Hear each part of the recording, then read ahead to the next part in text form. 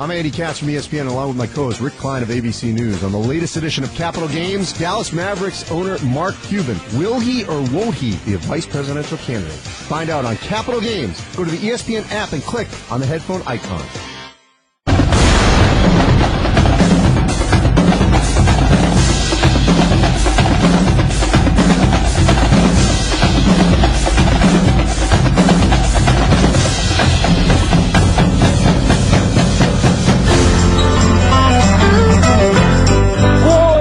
Eagles. Can I get an amen from you? Shut your mouth, Paul. I ain't done yet. Paul slapped you around, Jack. It don't matter what I do. There just ain't no pleasing you.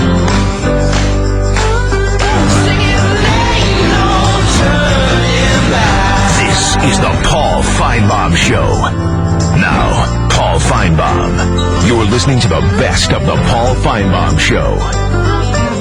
Joined by Ruthie Bolton, who, of course, will be featured Sunday on SEC Story. Ruthie, thank you so very much. Your story well known, your career at Auburn, your career winning gold medals, in the WNBA, and we were learning a lot in the build-up to this film that some of us didn't know. I know you revealed it not too long ago, but as you went through this process, what was it like to look back on your entire life?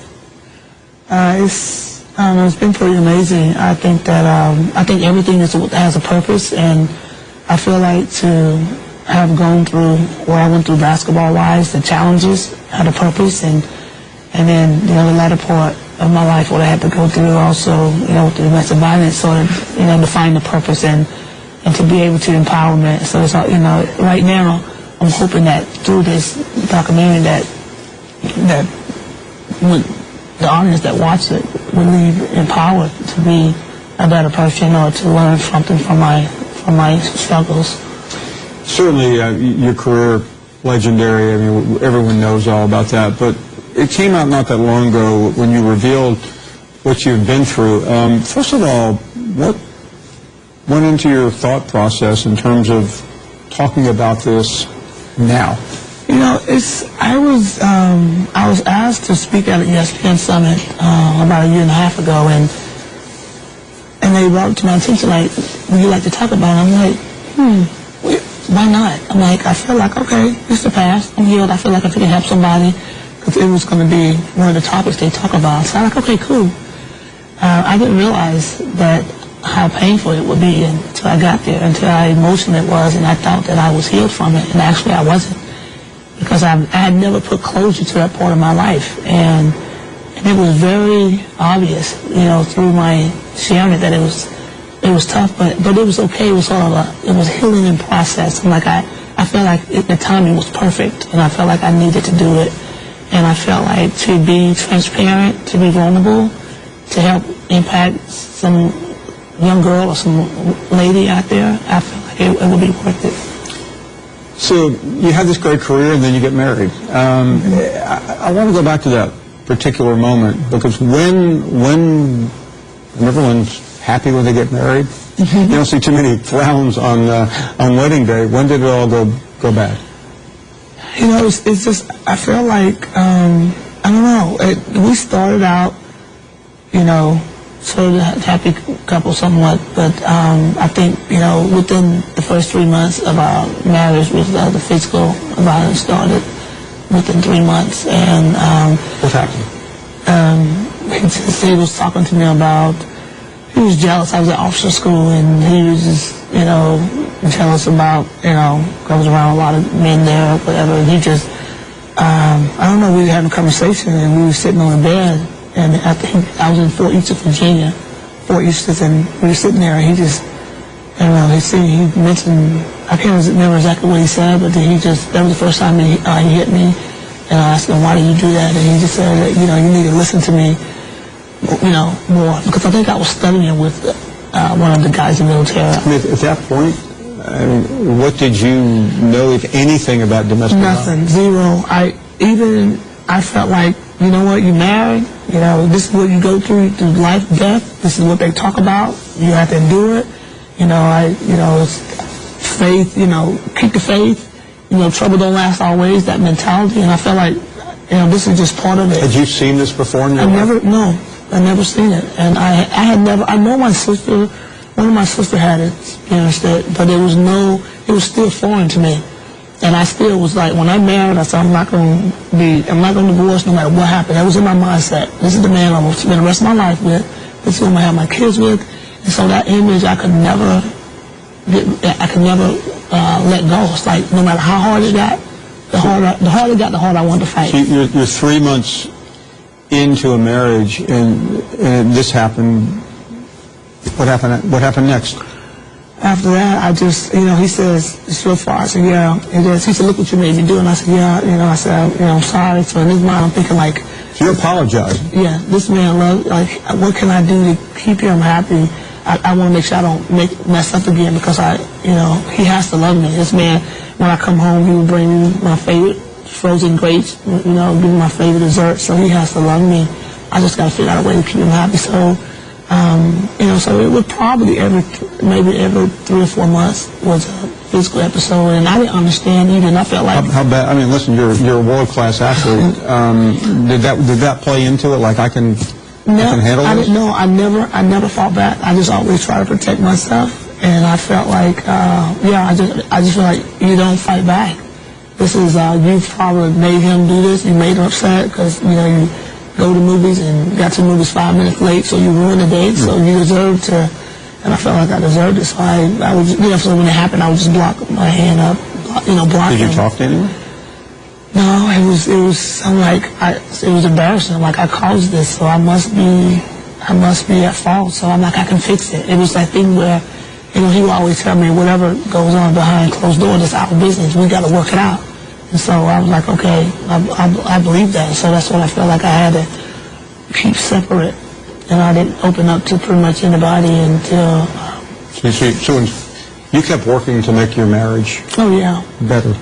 Yeah, I felt like the harder I fought, if I would work hard, because that's why I had imitated that in my personal life, in my basketball career.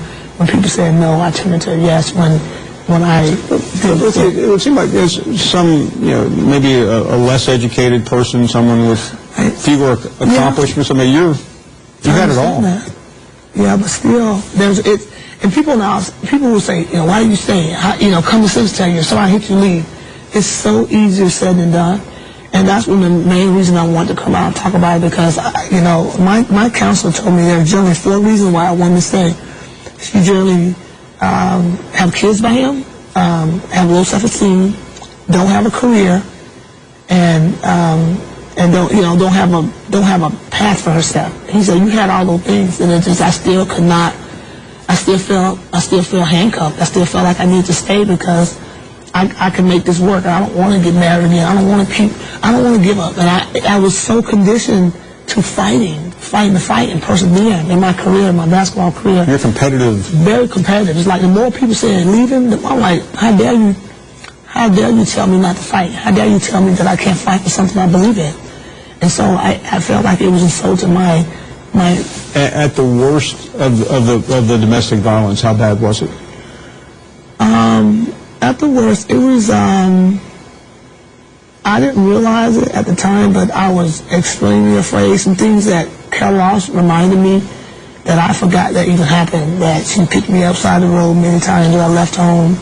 I was afraid, I was fearful, I felt, in my home, I felt this small. I felt like I was not validated. And I guess that's why I played basketball so hard, because I felt like I had some teammates that rallied me, to encourage me, to pick me up and say, you know, great shot, great rebound. So I felt like I had a team of people that believed in me. Cathartic's an easy word to throw out there, but in terms of getting this all out, finally, and talking about it over and over again, did it do something for you? It's still doing something for me. It's because even though it happened over a decade ago, I didn't start healing then because I didn't talk about it, and I didn't find closure to it. And I'm just starting the last year and a half, starting to heal and still to find closure and trying to, trying to move forward. And so it's still, every time I talk about it, it's still sort of, and that's why, everybody said, you're excited getting the documentary done. I said, it's still bittersweet. It's not just celebrating my basketball life. It's just, And we should be talking about what you did on the court. yeah, and it's okay, but it's just a reality. And I think, and I'm thankful that now I can share it. So it's like, this is my mindset. I want to turn my pain into power, into purpose. Finally, in talking about this and talking to people about this, I think we would all be interested in maybe a story, if you have one, of how have you affected someone coming up to you and say, hey, you made my... So many times. I'm like, literally, it's been the last 6 months, a year, so many people that have read the ESPNW when I was about a year and a half when I spoke, saying, thank you so much for giving me closure. And I'm like, wow, thank you so much for making me feel like I'm not alone. And to me, I was like, wow, thank you. I've had, I've told people documentaries coming out, when I tell them, like, what it's about, they was like, oh my goodness, I'm going through it right now. Oh my God, you actually went through it? And I would share with them a little bit, and they just like, man, thank you so much. I feel like, well, I guess I don't feel so bad. Like, they feel like I've joined their hands and I'm just embracing them, like saying, I can walk you through this. Thank you so much. Thank you. Ruthie Bolton. Truckers.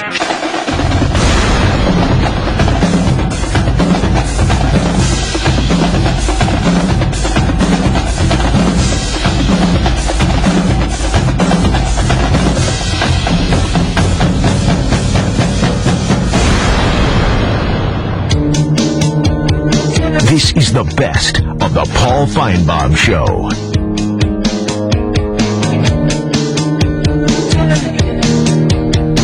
Let's check in with Archie in Mississippi. What's up, big guy? Hey there. I can tell you the phone call before the phone call is going to be better than the actual phone call, I can assure you. Here's what I want to know. Last Thursday, when y'all decided to use a whole bump in to use my 3-year-old son to taunt me on national television. Yeah, I said national television for you, John. Whose idea was that? Was that hold on, Archie. Let me bring in John. First of all, we weren't. I'm not familiar. I'm not even sure what you're talking about. You're not familiar with the bump in that you did, where you called me a terrible parent on national television? Can someone help me with this? Paul, I criticized Archie for using his son as collateral. That's the words that I chose. But we weren't on TV last Thursday. That's right. It's the Thursday before the Thursday, Okay. because 2 who knew weeks it was ago. going to take all three of y'all so long to be in one building and produce a TV show. Yeah, I've been waiting. Okay, so Archie, this was 2 weeks ago, let's say 10, 12 days ago, and you're upset about it? Yeah, I'm upset about it, Paul, because, I mean, how would you feel if somebody... Archie, you are the one who, if I remember correctly... No, said to your son, during the middle of one of the worst calls in the history of the show, you brought your son into the conversation. See, now you're just lying. I didn't even know you had a what son. Happened. My son walked into the room while I was on the phone, and then you made a big deal about it because you were just looking. Well, he was crying, Archie. He was crying right in the middle of a phone call.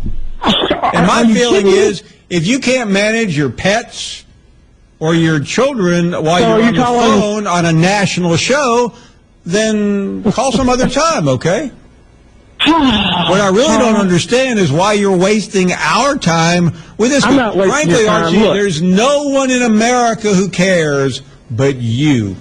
Yeah, well, I do care, and I'll tell you what. Just so you two know, that you become so comfortable talking about my son and my parenting skills on Archie, national with television. all due respect, No, I really don't stop care talking, about your Paul. son, okay? Just listen for a minute. Hope he's healthy. If you would. Hope he grows up to be a great citizen. Beyond that, I'm not interested, okay? Yeah, well, taking parenting advice from two dudes that don't have kids, it's a kind of funny. I'm not trying to give you parenting advice. I'm trying to give you caller to the Finebaum show advice. If you want to call the show, if you want to have a meaningful phone call, which you've never had, hey, thanks for leave helping, your Paul. son somewhere else. I mean, can't kids sleep while daddy is on the phone? Yeah, that's what I call during nap time, sir. But, sometimes when people say ridiculous things like, Ole Miss is going to lose 6 games, I call in on a non-nap day. Who said that, Archie? John said that, Paul. John, really, John, watch the John, show. calling all I know John. you're busy, right? But John watch the show back occasionally. Hayes to aisle 1. Yes, I mean, Paul, what can I do do you for you? send, somebody else to the production meeting? You know what happens, Paul? What What happens is Archie calls the show, and he's just obsessed with seeing his name on our graphic, where he just doesn't even realize what he's going to talk about. And it's callers like Archie who have, taken away. Some people have been critical, Paul. I think we can have this conversation about the callers on the show since we moved to television. Sure. And it's people like Archie who just want to see their names and say, Paul, last 10 days ago on national television, you made fun of my son. Well, Archie, I got to tell you something, brother. That was 10 days ago. Nobody cares except for you. I'm aware. I know, because you feel very comfortable coming on national television and say things that aren't true.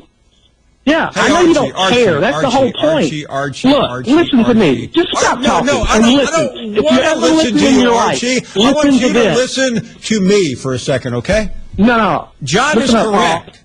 We don't really care whether Don't hit the button. There's my name right there on the screen. It's not a surprise to you who's calling in, right? Archie, let me ask you a hit question. the button, not me, Archie, sir. slow down. Time out.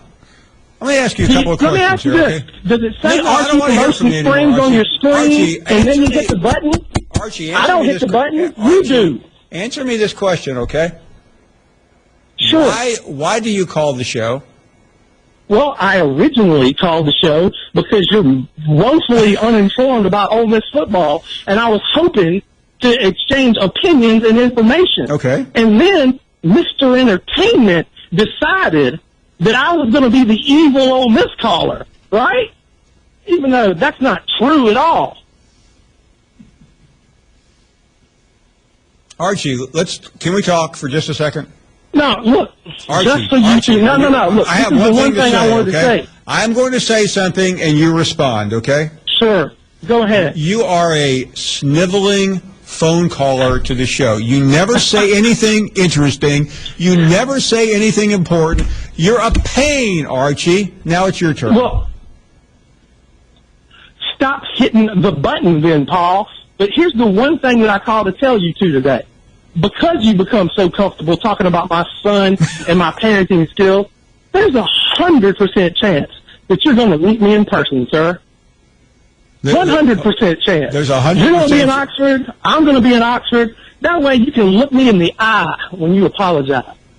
Well, first of all, there's nothing really to apologize about, Archie. By the way, are you making a threat on us? Is that a threat? He hung up? Sounds like a threat to me. What do you think, Ray? He's threatening. I don't care. I mean, we have security around us, Archie. It's not like we're really concerned that you and Eli Jr. will do us bodily harm, but that was a threat. So the next time we come to Oxford, which I hope will be soon, we'll make sure the authorities are aware that there'll be a sniveling guy from Ocean Springs, Mississippi, and a little 3-year-old who have made a threat on us. So we just want to be prepared.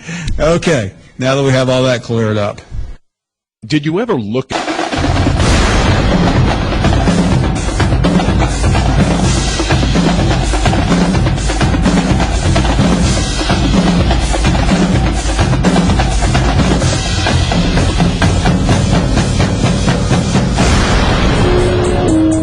You're listening to the best of the Paul Finebaum Show.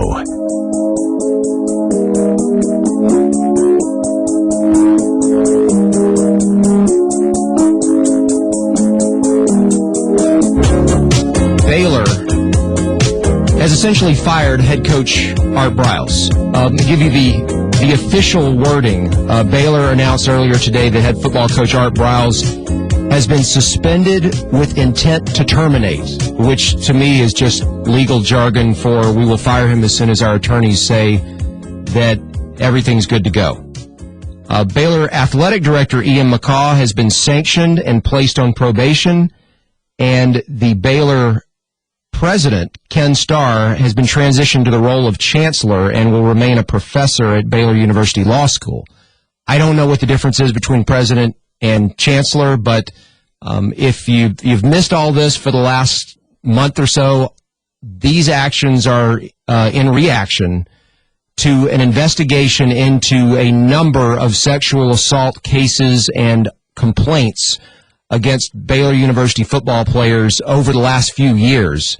And this report, the findings of this report by an independent law firm, revealed that there was all sorts of negligence on the part of both the university and the football program. And because of that, these actions are being taken. I'm going to read you a quote quickly from Richard Willis, who is the chair of the Baylor Board of Regents. He says, "We were horrified by the extent of these acts of sexual violence on our campus. This investigation revealed the university's mishandling of reports in what should have been a supportive, responsive, and caring environment for students. The depth to which these acts occurred shocked and outraged us. Our students and their families deserve more, and we have committed our full attention to improving our processes, establishing accountability, and ensuring appropriate actions are taken to support former, current, and future students." And then he went on to say, "We have made these decisions because above all, we must safeguard our students and our campus. We must set a new course to ensure the leaders of the universities place a premium on responding effectively and with sensitivity to those impacted by the tragedy of interpersonal violence." And in a conference call just a few minutes ago, Willis also mentioned that Baylor University has been contacted by the NCAA and will cooperate with any investigation that ensues from that. We are now joined by Mac Engle of the Fort Worth Star-Telegram. Mac, you came on this show for the first time right at a month ago, and you said in that interview that you thought there was a chance that Art Briles could lose his job over this. How surprised are you that it happened this quickly? It's a good question. I'm not surprised because of given what happened, but I am surprised because we're almost in June, which means we're about 2 months out of the start of football season. The timing of this is incredibly hard for a college football program, but ultimately I'm not surprised because the bottom line is Art Briles' presence on the sideline for Baylor University was going to affect the bottom line of Baylor University, and you can't have that. Everything that Baylor outlined today was accurate. It wasn't like they were running from anything. It wasn't like they were trying to deny anything or minimize the significance of the considerable lack of oversight on the part of the adult leadership at Baylor. They took it. They're going to deal with it, and it was the hardest, easiest decision. Hardest in the fact that Art Briles meant so much to that school. Easy in the fact that you could end it by eliminating that one guy. They did it, and as a result, they are ready to move on from this scandal. Yeah, and there's a 13-page document titled Finding of Facts that came from the law firm that investigated this, and there's all sorts of stuff in there that we'll get into later in the show that it tells you everything you need to know about why Art Briles was let go. What do you make of the fact that Briles was fired and yet the athletic director is suspended and the president is reassigned? I don't really know. That one was kind of perplexing to me. Ken Starr being moved to a different position, he's certainly still a visible man because of his relationship with Bill Clinton and the Whitewater and Monica Lewinsky investigations in the 90s, so he'll always have that. And a lot of Baylor people loved him. And I say this with utmost sincerity, you'd love him. If you meet him and spend 5 minutes with him, he'd charm you to death. He's a hard guy to dislike. And there was wiggle room to try to minimize how much he knew about this scandal. It's a weird move in the sense that he's going to remain collecting a sizable check as its chancellor and it's the dean of a law school. The Ian McCaw thing is kind of bewildering in a sense.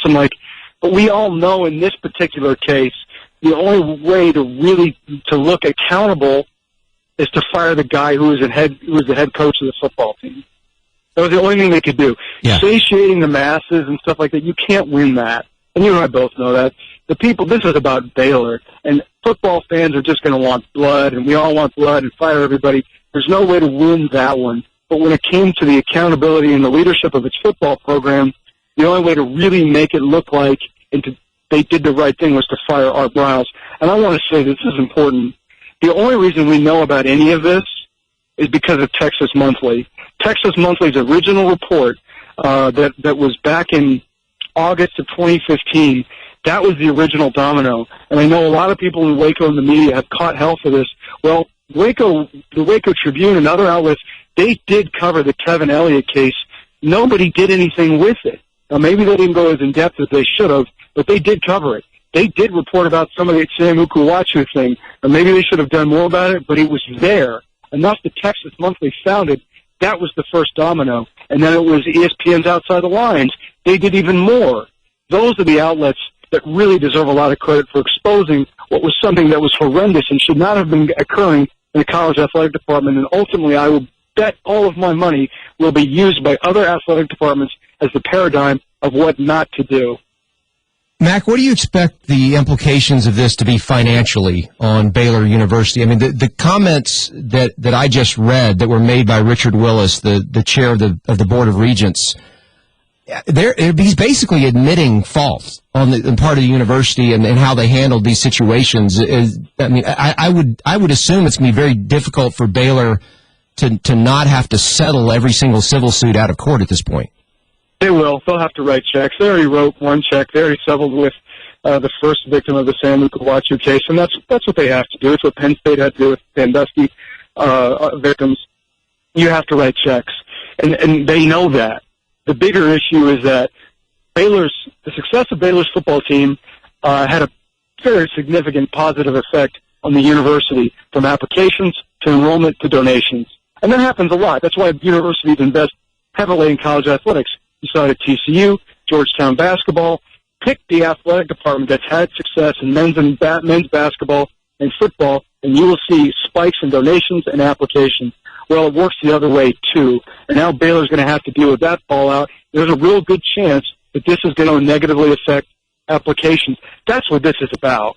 And if they felt that there was a way that they could have saved Art Briles, I think they would have done it. But I knew a month ago that this thing was on the table, and the reason is because we can't have this affect the business of Baylor University. Baylor's a business. Now, its product is education, but it's a business. And Art Briles standing on the sideline created the perception that Baylor was a football team, run amok with skewed priorities, and that was going to be bad for moms and dads who wanted to potentially send their kids to school there. That's why he's gone. Mac, the release by Baylor mentioned that additional members of the administration athletics program have also been dismissed or fired, if you want to use that word. Richard Willis declined to give the names of any of them. Have you heard anything about whether there might be any other members of the football staff that have been fired? I would imagine eventually the whole football staff will go. This is going to be an expensive move. Anytime you change staffs, it's going to be pricey. The reason why Art Briles is suspended with the end game of termination is they've got to work out a settlement and a buyout with him on his contract. He made in excess of $4 million a year. So that whole staff's going to go. Maybe not today, but eventually they're going to go. The one I imagine is going to get, and I for a long time thought until about a month ago that the one who was going to take the fall was the President of Judicial Affairs, Bethany McCraw. And I don't know this, but I would imagine she's probably gone, and other members of her staff as well. This is going to be a really expensive move for Baylor University. And no one wins in this case. No one's celebrating. It's a black eye for Baylor. It's a black eye for Texas football, and it's bad for college football. This isn't a good day in the least. And no one wins here at all. And I know people want to make in Texas, you Longhorns fans and TCU fans, oh, good, Baylor, ha, you get it. No. Nobody wins here. The only thing that happened here today was a bunch of people lost their jobs because they were idiots in how they tried to handle this to protect the machine of Baylor football. Well, they did, but ultimately they paid the ultimate price. Well said. Mac Engle, the Fort Worth Star-Telegram. Hey, thanks for your time, and thanks for all the time you've given us over the last month, and we don't know if the story's over yet, but if it's not, we'll be back in touch. Guys, anytime. Have a great weekend. Thank you so much. And then also earlier today on SportsCenter, we had Jane McManus, ESPN radio host and ESPNW columnist, had this to say about what kind of statement this makes in terms of what Baylor did today. It's pretty clear that what they're saying is that football is not the most important thing to them when it comes to their university. I took a look at the mission statement for Baylor University, and it says the mission of Baylor University is to educate men and women for worldwide leadership and service by integrating academic excellence and Christian commitment within a caring community. And I think what they've done with this decision is saying that that mission statement is going to trump the football program if the football program is not in concert with the overall mission of the university. And that was Jane McManus on SportsCenter. Huge story. Once again, Art Briles, one of the best coaches in college football, who had led an unbelievable turnaround of the program at Baylor University, is going to be fired. And obviously there are repercussions on the field within college football, at Baylor, within the Big 12. But there's a huge off-the-field component to this as well. Hey, everyone.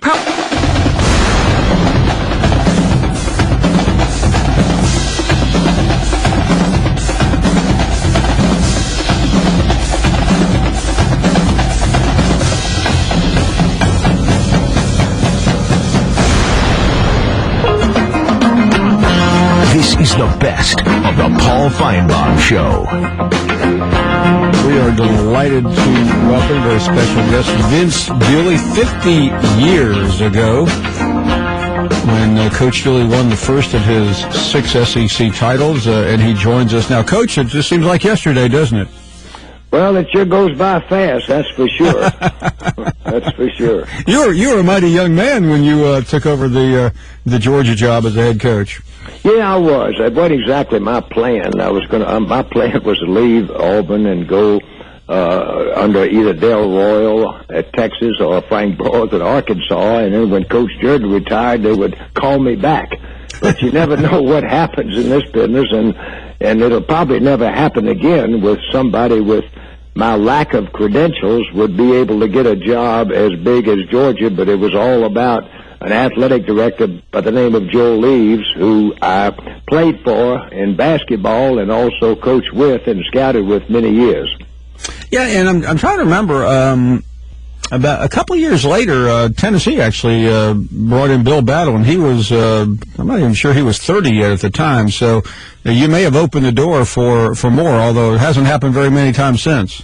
Not many, but Doug Dickey also came in at Tennessee earlier, and he was a young guy. So Doug and I were about classmates, so it was kind of a little bit of a trend in that area, and that era. I think Steve Sloan also was young, so probably not happening anymore. Of course, they didn't pay those coaches very much in those days. They just they got an opportunity. My salary was about the total package was about $15,000, but somebody said that's just about what you were worth at the time, and it probably was. $15,000. I mean, again, it's hard to put in context, but that was probably a pretty fair salary back then, wasn't it? Well, I don't know. If you computed it today, it'd be about $120,000. Yeah. So I wasn't. That wouldn't work right now in the SEC, would it? No. My two coordinators, Irk Russell and my brother Bill, they were the only ones with 5 figures. They were $10,000 apiece as coordinators, and everybody else was 4 figures down after that. But we were a very compatible group. It was a great staff. We got off to a great start. We had some hungry guys that had been around and had suffered pretty hard. Of the previous 9 seasons, there were 7 losing seasons at Georgia when I came to the university. So they were a hungry group, and we had a great staff, and we got off to a good start and gained some credibility, which I needed very badly to gain.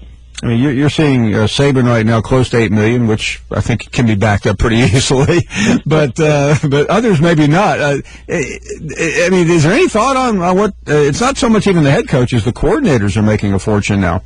Oh, yeah, the coordinators. We had a game with LSU. I think the LSU coordinator was making about 1.6, and we were making 1. Our coordinator was making 1.4. And the game ended up, I think, 43-40.